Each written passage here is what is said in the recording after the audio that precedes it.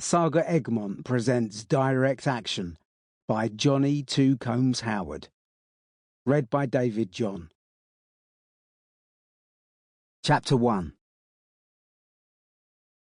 One of the very necessary parts of surveillance is that you quickly establish a pattern relating to those under observation. That gives the watchers a template to work on, one that highlights anything out of the ordinary.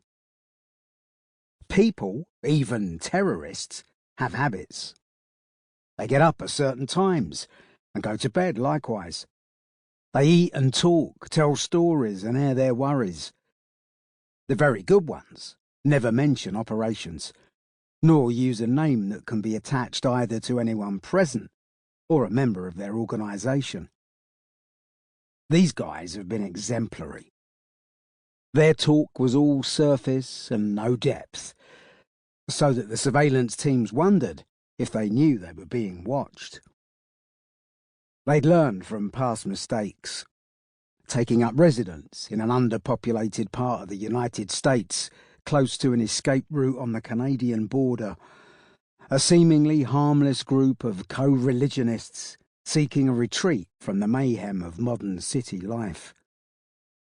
The penetrating December cold made the job of the FBI a misery. Icy cold when it wasn't actually snowing, the frequency of the latter made the job of planting listening devices, sensitive enough to pick up the terrorist voices, close to a nightmare. Sound had been successful, video less so, due to the need to get so close that tracks in the snow threatened to compromise the whole operation. Eavesdropping produced good results. Muslims, they prayed rigorously 5 times each day, but discreetly, indoors, in a line on their mats, heads bent towards Mecca. The pair who went shopping locally for food spoke good English and dressed in Western style. There were none of the halting phrases or flowing garments that would draw attention to them here in this backwoods setting. Just big puffer jackets with hoods. The group had been targeted through electronic surveillance. The National Security Agency knew that Osama bin Laden used internet connections to talk to his followers. With coded messages and constant name changes, plus the use of non-active sympathisers to forward emails, they were a hard group to track. Internationally, it was almost impossible.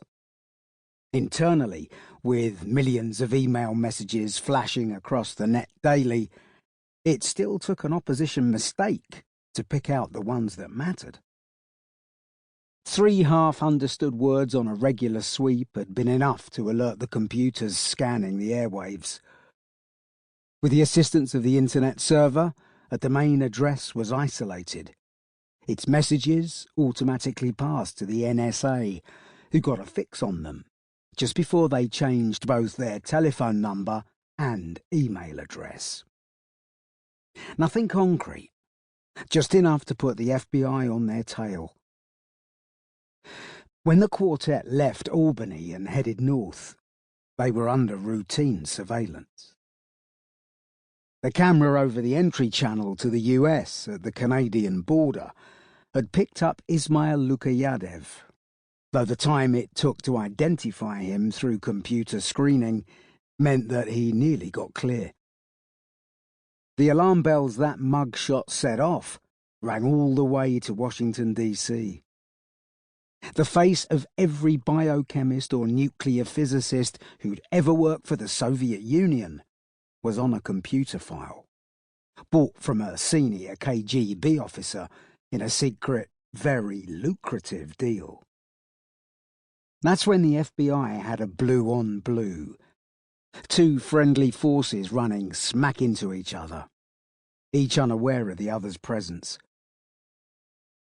One group was tailing the Islamic militant cell going north, a second, the Chechen biochemist on his way south. When Lukayadev met bin Laden's cell at a roadside diner, Sample complete. Ready to continue?